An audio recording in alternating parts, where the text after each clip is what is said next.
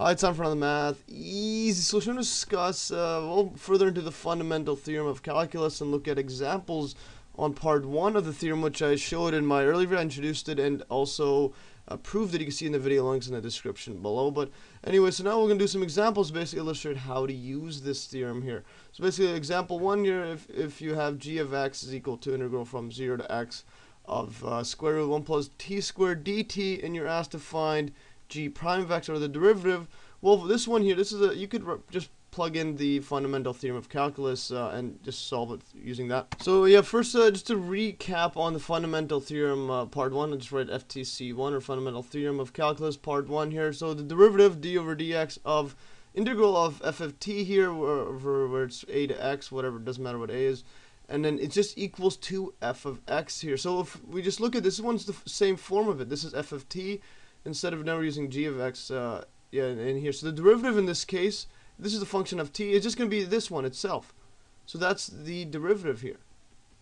So we could just write down, so g prime of x, according to this theorem here, is just going to be equal to 1 plus t squared. So there's our derivative. Actually, I made a mistake, it's x here, because we change a variable here. We put, this t becomes the x here. So yeah, so 1 plus x squared all square root here. So this is our answer.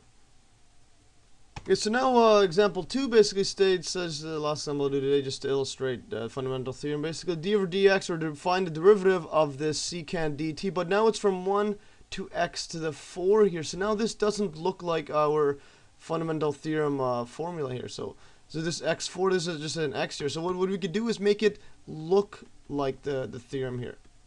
Yeah, or we just make it look like form for FTC1, or the fundamental theorem of calculus. So to do that, we'll just change the variable here. We'll let u is equal to x to the 4 here. So then we're going to get now the derivative d over dx of 1 to u of secant t dt now.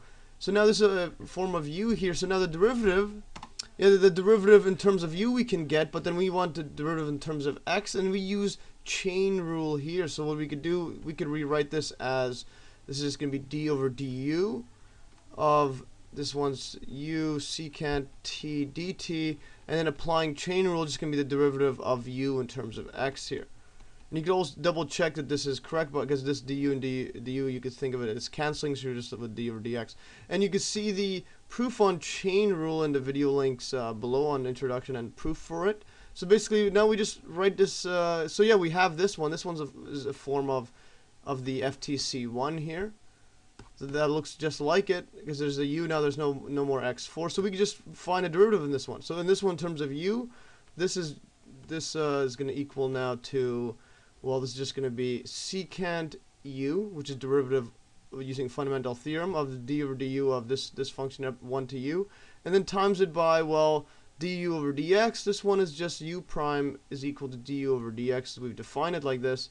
This equals to 4x3 using power rule. So this is going to be 4x to 3.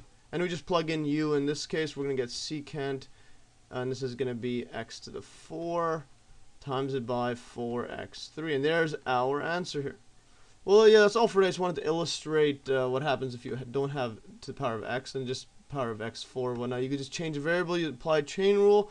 Well, yeah, that's all for today. Hopefully you'll learn from these examples here. I'm going to use a FTC1 theorem here, and that's all for today. Remember, you can always download these notes in Dropbox link below, and also see the video links below in the info description for videos on chain rule and fundamental theorem, etc., etc. Well, that's all for today. Hopefully you learn, and stay tuned for another math easy solution.